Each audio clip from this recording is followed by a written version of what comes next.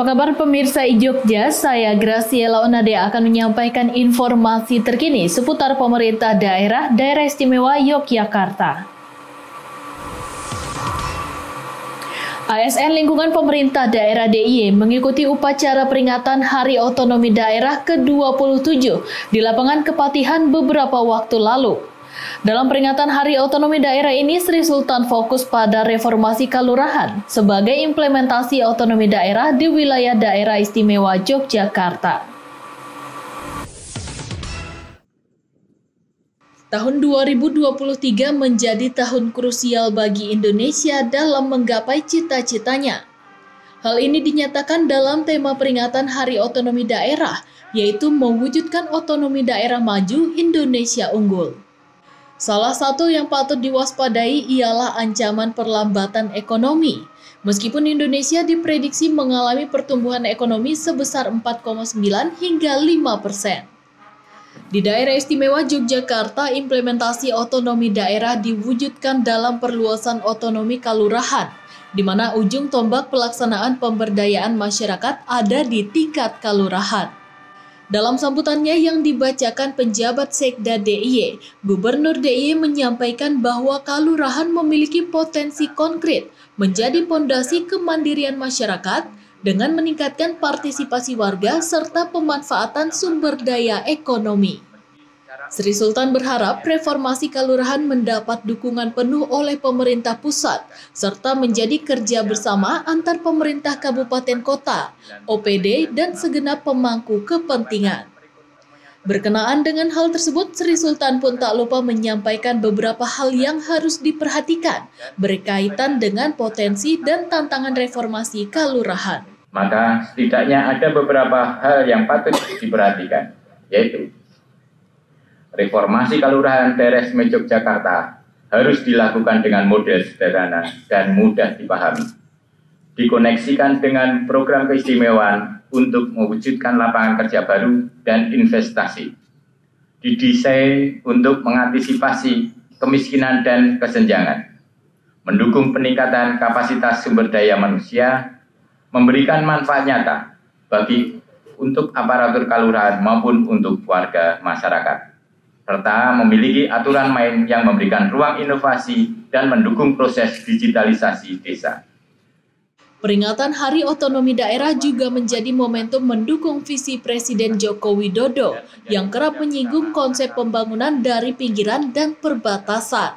Hal ini dimaknai dengan strategi desa mengepung kota, di mana pembangunan daerah pedesaan akan menjadi pemicu kesejahteraan.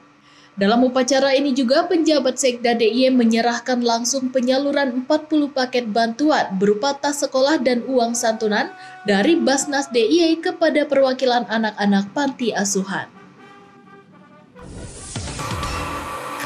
Pemirsa, Daerah Istimewa Yogyakarta memang tak pernah kehabisan hal istimewa. Seperti halnya di Kabupaten Bantul, pemerintah Kabupaten Bantul resmi membuka Festival Klangenan di Pasar Seni Gabusan. Hadirnya festival ini menjadi pengobat rindu masyarakat kepada berbagai jajanan dan mainan tradisional, tentunya dengan kearifan lokal khas Kabupaten Bantul. Festival Klangenan pertama resmi dibuka oleh Bupati Bantul.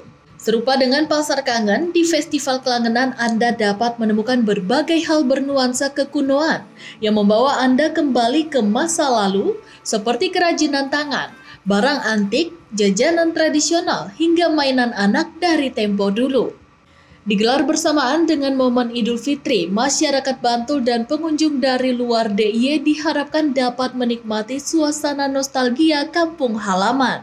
Mewadahi 50 tenan kuliner dan non-kuliner, festival yang diinisiasi Dinas Koperasi dan UKM Perindustrian dan Perdagangan Kabupaten Bantul ini disokong penuh dengan dana keistimewaan, sehingga UMKM yang terlibat tak perlu mengeluarkan uang sepeser pun untuk kebutuhan sewa tenan.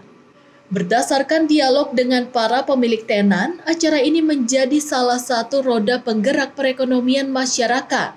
Harapannya acara serupa dapat terselenggara di tahun depan dan menjadi agenda rutin Kabupaten Bantul. Kalau kami berbicara dengan tenan, harapan dari tenan otomatis mereka adalah pelaku industri ya. Ada pelaku industri kreatif, UMKM dan pedagang pasar. Semuanya berharap ini bisa menjadi agenda minimal 1 tahun sekali di Kabupaten Bantul. Dan ini semoga nanti tahun depan kita ada anggaran lagi atau mungkin jika memang terbatas kami akan mengupayakan untuk bisa berkolaborasi dengan lembaga keuangan seperti mungkin perbankan dan sebagainya ya. Sementara itu, Arum Hidayati menyatakan pada hari ketiga penyelenggaraannya, jumlah pengunjung yang hadir dalam Festival Klangenan melampaui target panitia. Berbagai pengunjung dari berbagai usia dan kalangan tampak antusias mengobati rasa rindunya pada suasana tempo dulu di festival ini.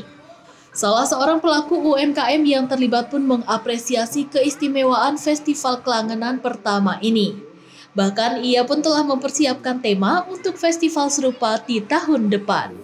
Saya juga ini sangat mendukung sekali ya. Ini mungkin di kemudian hari apa di tahun berikutnya ada pasar Klangenan. Itu mungkin saya akan menampilkan kalau diundang lagi ya untuk buat acara. Saya akan menampilkan mungkin dari nanti untuk tradisional. Jadi mungkin untuk alat musik. Ini kan untuk temanya untuk tema perjuangan. Nah, mungkin besok kalau diadakan lagi pasar festival Klangenan mungkin akan temanya akan untuk kebudayaan.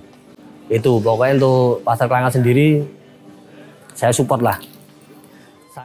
Lewat acara ini promosi wisata Kabupaten Bantul melalui kearifan lokal oleh pelaku UMKM diharapkan dapat terus meningkat, khususnya dalam upaya memasukkan Bantul ke dalam jejaring kota kreatif dunia versi UNESCO. Pemirsa, informasi tadi sekaligus menutup perjumpaan kita. Terus saksikan tayangan informatif dan edukatif seputar pemerintahan, kegiatan, dan kebudayaan Daerah Istimewa Yogyakarta hanya di JITV, Jendela Informasi Keistimewaan Jogja. Saya Graciela Nadea dan segenap kru yang bertugas pamit undur diri dan sampai jumpa.